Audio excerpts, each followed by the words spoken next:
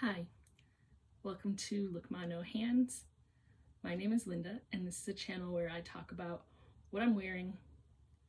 This week I'll be talking a little bit about some of the happenings that have been going on in my world, what I've been stitching, what I'm reading, what I'm watching, sometimes what I'm painting, or a little segment that I like to call fancy footwork, but neither of those things have been happening this week. So let's get into what I'm wearing.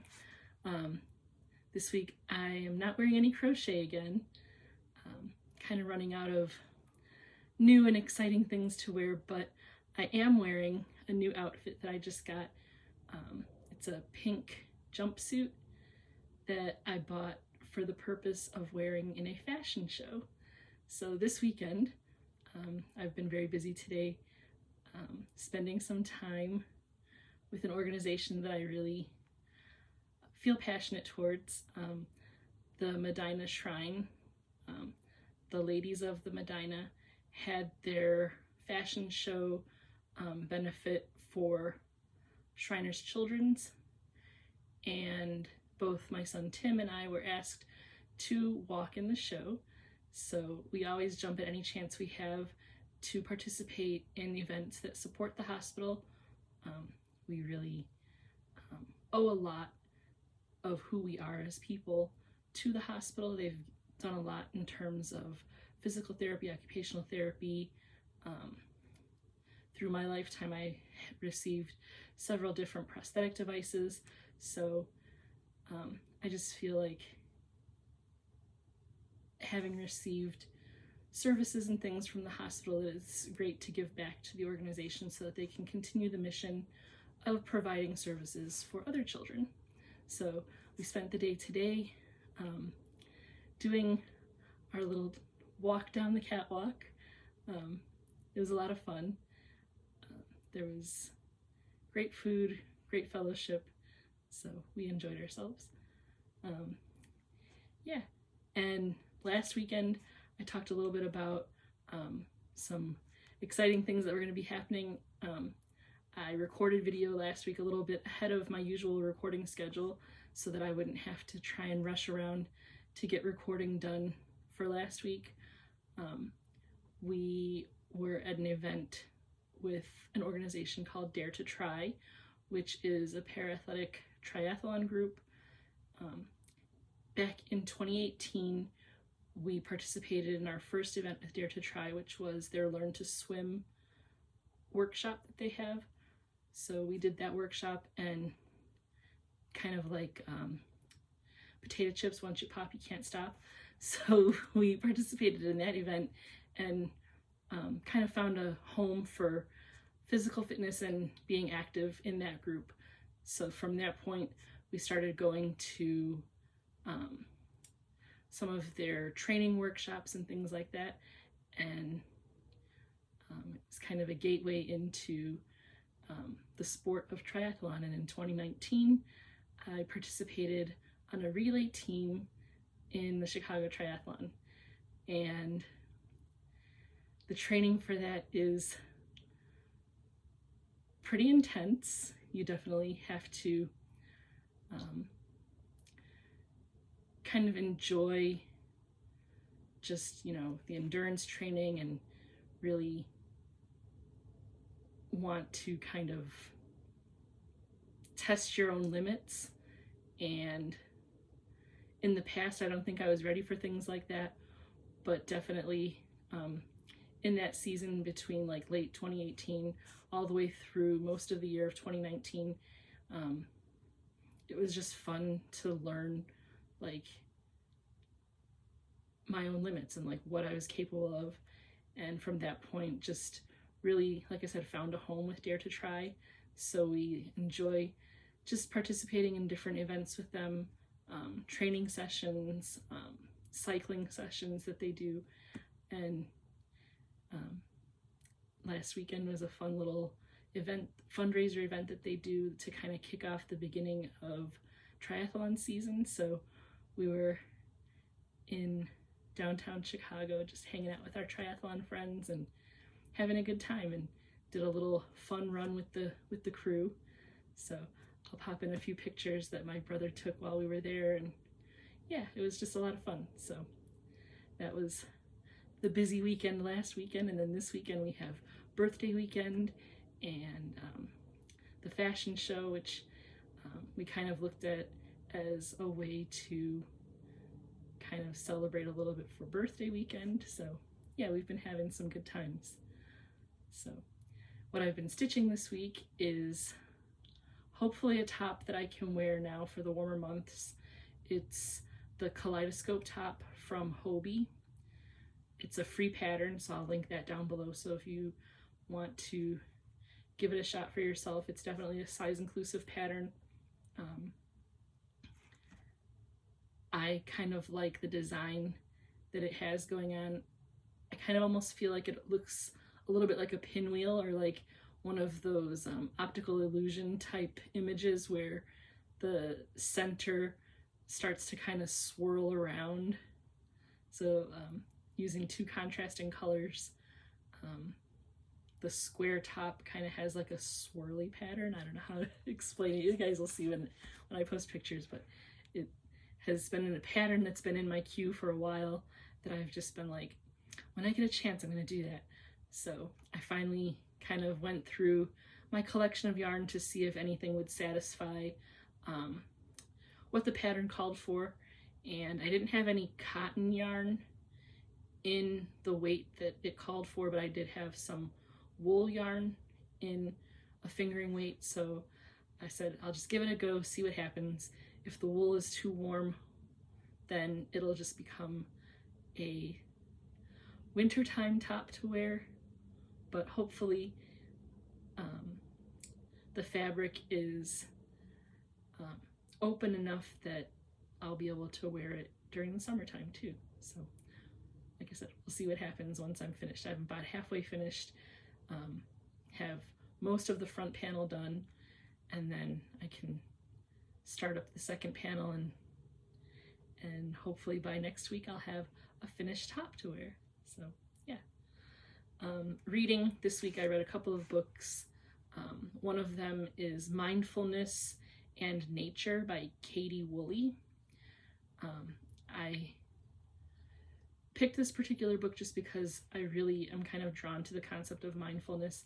I tend to have kind of a busy brain where my thoughts start racing and just a lot going on up there. So I've been looking for ways to just kind of calm the chatter and kind of feel a little more centered.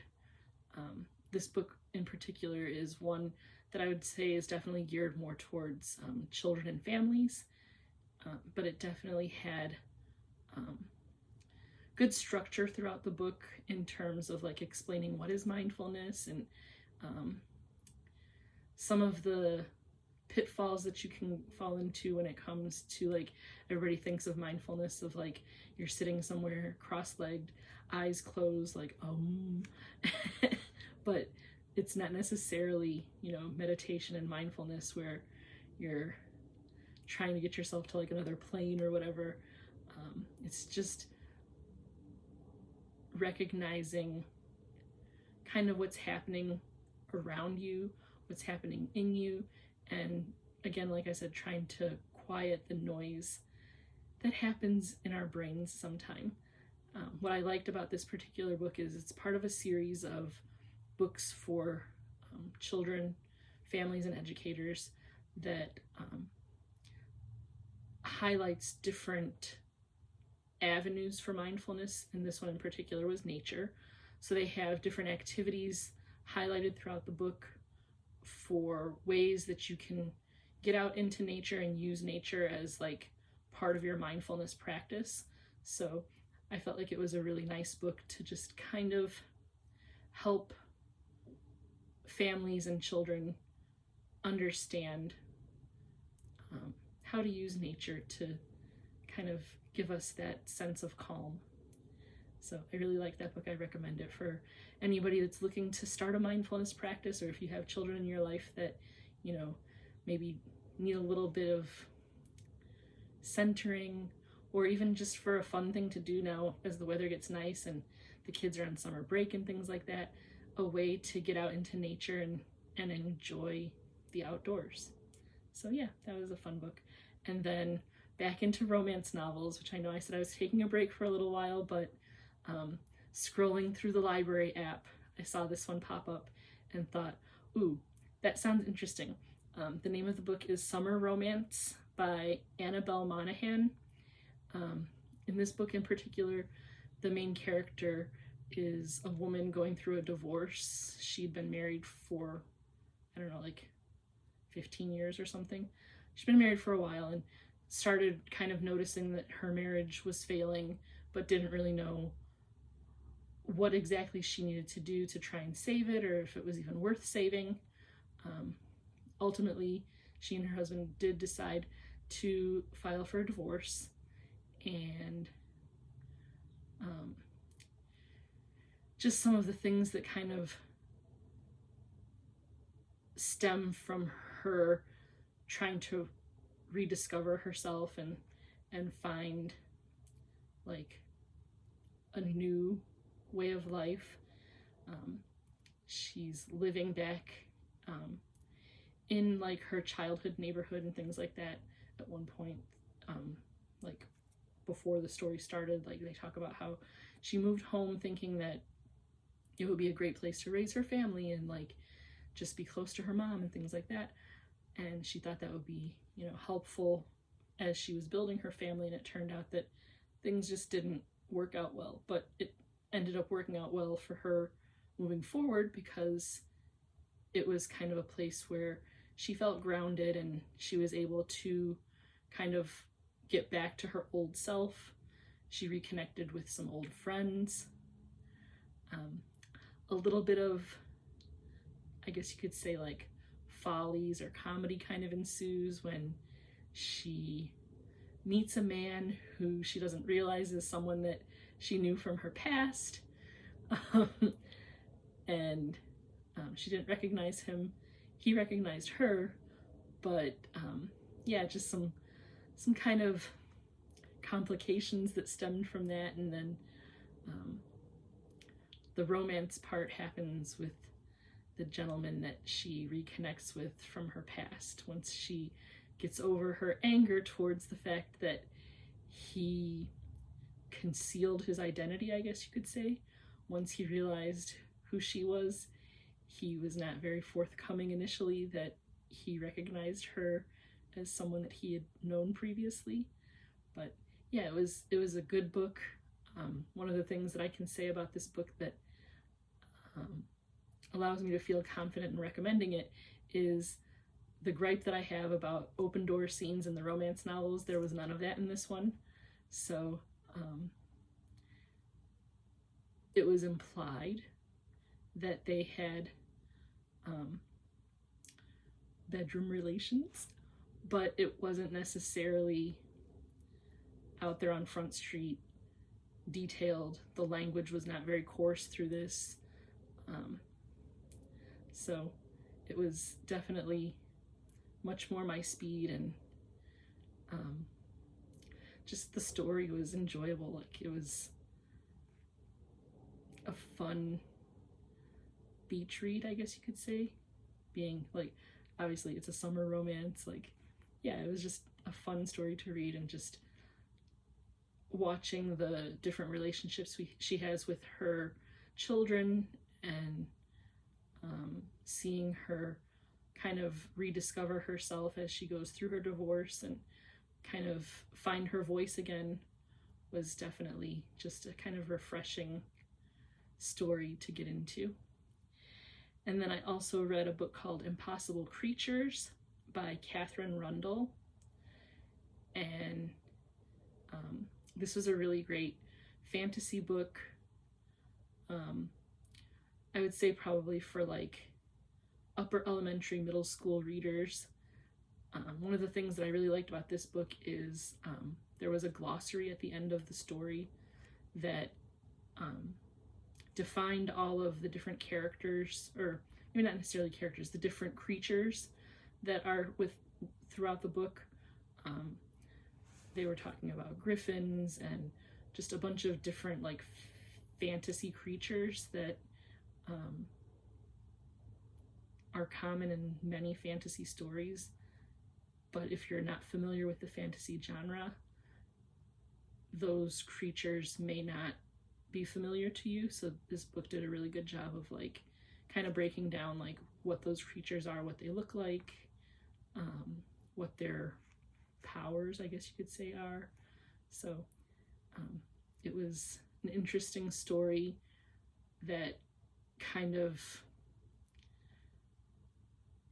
like there were two worlds in this story, where it was like the modern world and a boy that has kind of like magical powers, or however you want to say, like, yeah, he's able to kind of like commune with animals, and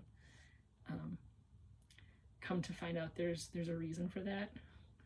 And then there's like the fantasy world that humans believe is fantasy, that it's not, you know, there is no reality based in it, but in this story there's very much like a tie between the magical world and what we consider like reality, and things that are happening in the magical world are affecting the real world and kind of contributing to like the demise of humanity. So the main character has to kind of go into the fantasy world and save a very important part of the fantasy world in order to preserve humanity. So I kind of, as I was reading this story, felt that it was a lot like The Never-Ending Story, or kind of along those lines, where there was a little bit of like back and forth between the worlds. And yeah, it was an interesting story to read, so that was another good one. And I guess moving on to what I've been watching this week, again, much of the same, my ABC shows, Will, Trent. I just don't typically watch like detective shows or cop shows, but for some reason Will, Trent just really is a show that I enjoy. It's kind of a different thing than what I usually watch, so it's been a fun show to watch, yeah. Of course, my daily watch of General Hospital. I breathed a sigh of relief this week that Sonny didn't die. I guess I should have given a spoiler alert there, but most of the week is over, and yeah, sorry about that. 911 was good this week. A little bit sad saying goodbye to Captain Nash, but I mean, it is what it is. Maybe there will be some storylines where he will still make an appearance in flashbacks or in ghost form, who knows. But yeah, that was, I guess, some closure for the storyline. Not thrilled that one of my favorite characters is gone, but what can you do? Dr. Odyssey ended in a very dramatic moment, kind of gasped a little, and it will be interesting to see how things kind of move forward with that program. So yeah, that was definitely a nice cliffhanger moment at the end that I actually didn't see coming, but interested to see how it will unfold. And then Grey's Anatomy, somehow this week, I must have been super tired. I might have to do a rewatch of this week's episode because I was falling asleep during most of it, but I always enjoy my weekly watch of Grey's Anatomy. So it was good, but oops, I guess I'll be rewatching Grey's Anatomy this week. On Hulu, we've been watching Who's the Boss, and then I kind of forced the issue and decided that I wanted to watch the mini-series called Rose Red, which is a Stephen King mini-series. Originally it aired on ABC back in like 2000, like the early 2000s. I remember watching it way back then. But I insisted with Tim that he had to watch it. So there's only 3 episodes, but they're like almost 2 hours each. So a little bit, well, about the length of like a movie basically. So we've been watching those. We've got 1 more episode to go. He says that Stephen King stories are a slow burn. And the first episode he was like, okay, what's the deal with this story? Like, seriously, there's like nothing here. Like, what am I watching?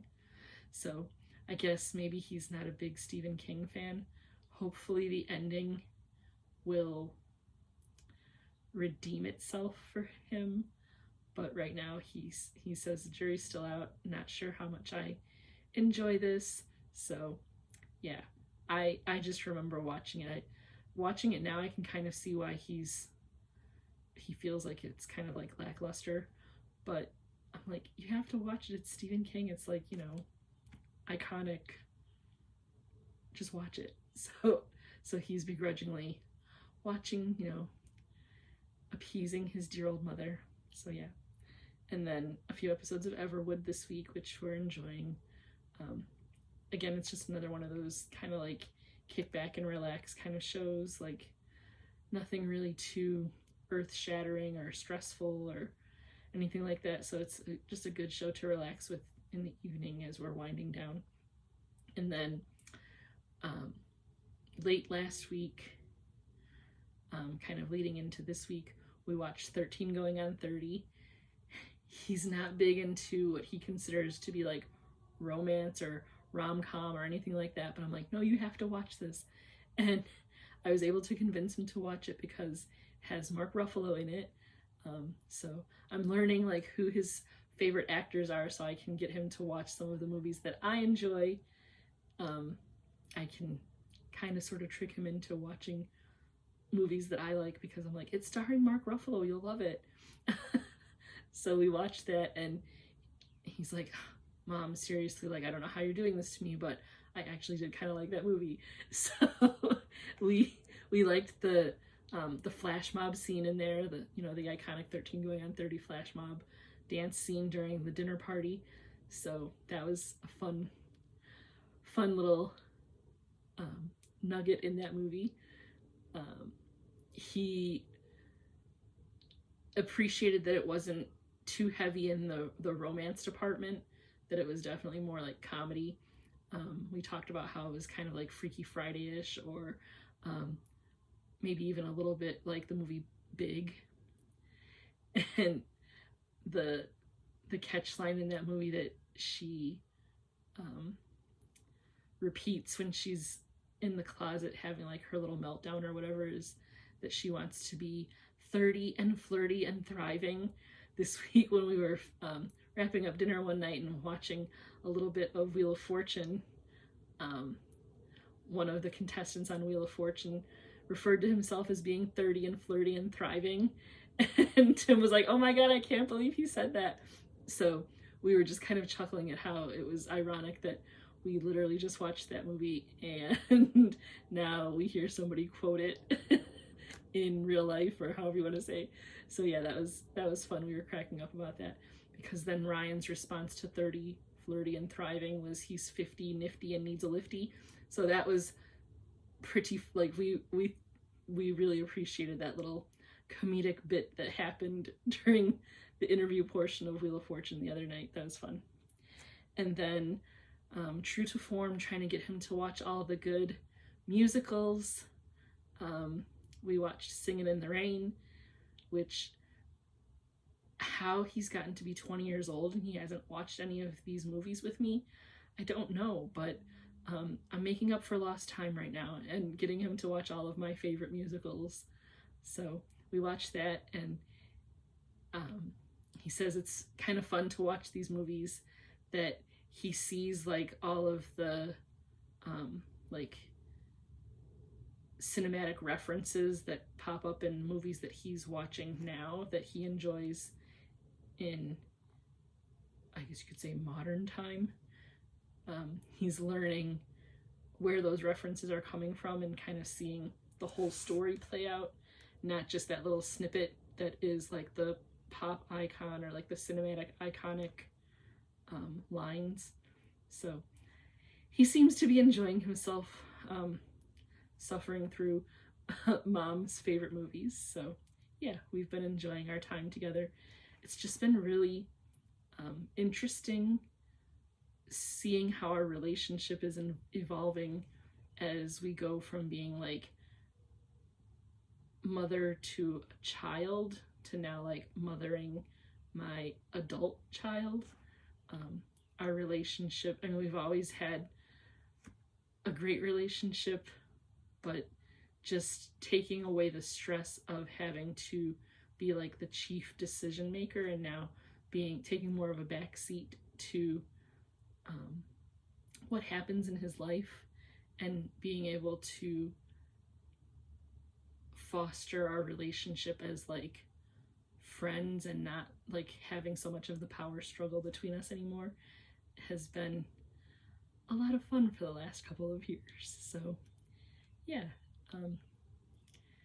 for all the parents out there that are like stressing right now with like living those moments of like having to get up in the middle of the night and stressing about like what school to send your, like from like preschool to whatever age you're dealing with in the moment, like every life choice feels so huge in the moment, and those moments are stressful, but like they're just little tiny puzzle pieces in the big picture, and we all have to kind of just take them day by day, and eventually you'll get to a point where you can actually like enjoy being a parent. Like the how they say like the days are long but the years are short. It's so true. Like you blink and you feel like, wow, they're all grown up now. Like what happened?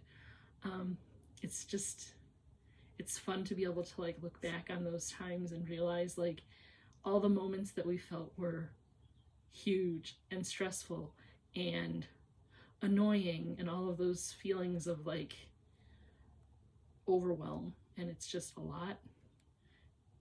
I mean, obviously people can tell you that it's, you know, don't sweat the small stuff, and it's all small stuff. It really is. Like everything kind of comes out in the wash, and we all survive. So, and then you can sit back and enjoy your kid when you're no longer having to live that life of being the decision maker. We still consult, obviously. I'm not like throwing him to the wolves, but being on the consultation end of things and not having to be the dictator of what happens has definitely made me feel a little bit lighter and has made it a lot easier for us to talk to each other. So yeah, I guess those are my words of wisdom for the week. I want to say thank you to everybody that comes back every week and watches, and welcome to all the people that are new. I definitely have had a little bit of a spike in subscribers. We've hit that 500 subscriber mark and continue to grow from there. So I'm very excited to see the growth continue, and just hope that, you know, you guys are having as much fun watching as I'm having creating. And just go ahead and drop a comment and let me know what you're interested to hear about. Let me know what you're up to, if you've read any good books, if you have any suggestions of some classic movies for us to watch, or considering maybe giving a watch of Casablanca, which, shocker, I've never actually watched that whole movie, so we're gonna do that one maybe at some point. We've talked about watching Gone with the Wind, but he's a little bit intimidated at the length of that movie, so that's gonna be one that we're really gonna have to like commit. So yeah, let me know what you guys are up to, and thanks for coming back time and again. If you are new and you want to get caught up, I have a playlist. Maybe I'll link that down below in the description box so that you can get caught up on all the previous episodes. And I'll see you back again next week. Bye.